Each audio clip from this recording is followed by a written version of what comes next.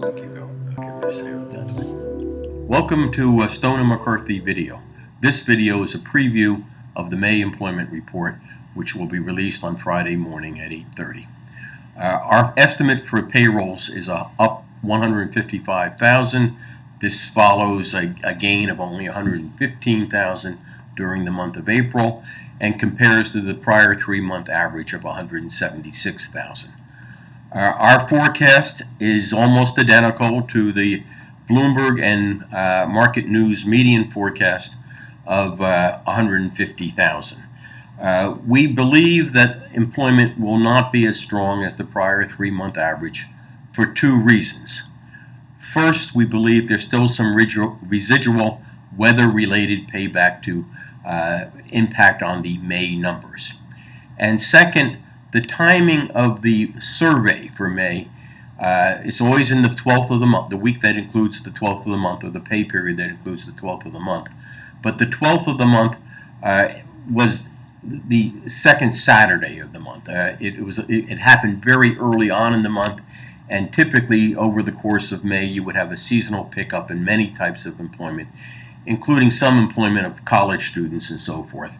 And we may capture a little less of that than we would otherwise because of the timing of the survey. With regard to the weather-related payback, this chart shows construction-related payrolls in the Midwest. What you see is that there was a surge in payrolls in January and February, and it stayed strong in March, but came down considerably in April. But even the April level of construction payrolls in the Midwest was well above that prevailed in the fourth quarter of last year.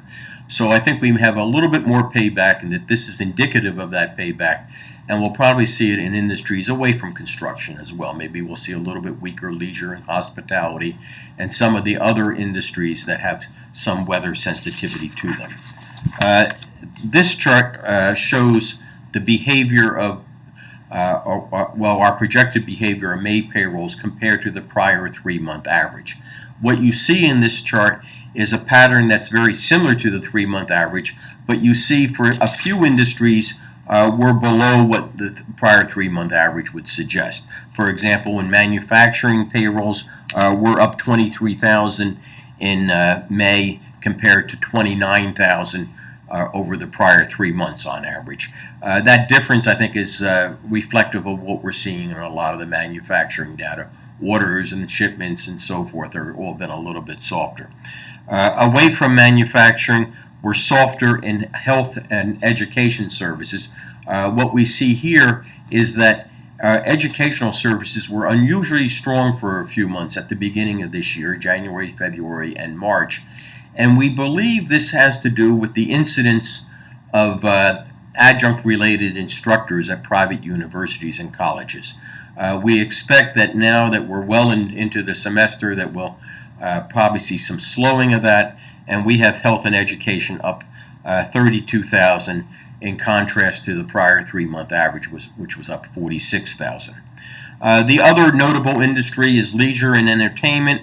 We have it up 28,000, down from the prior 3-month average of 36,000. And here is an obvious weather story. These employment gains earlier in the year were boosted by the weather, and why there's nothing wrong with the 28,000 gain. It just pales in comparison to the first quarter average. How do forecasters stack up in their projections of May payrolls? Well, over the past 27 years, 17 occurrences, 17 of those years, May employment came in below forecast. On the other 10, it came in above. On the times where it came in much above, those were all 5-week surveys between April and May, and that something inherent in that throws forecasters off, and they missed. This time around, it's a 4-week survey, so we shouldn't have that type of upside surprise. What about the unemployment rate? This has been a topical issue. We have the unemployment rate declining further to 8% from 8.1%. The consensus has it at 8%. We have two reasons for the decline. First, the insured unemployment rate, that's the unemployment rate that's released each week with the weekly unemployment claims, continues to drift lower. Between Early April and early May, it has fallen by 0.054%. If the national rate falls by a similar amount, it will round down to 8% from 8.1%. Typically, the insured unemployment rate leads the national unemployment rate. It's a good reflection of those people who have lost jobs. Second reason, the number of people receiving unemployment benefits, whether they're regular benefits or extended benefits, has been on the decline. From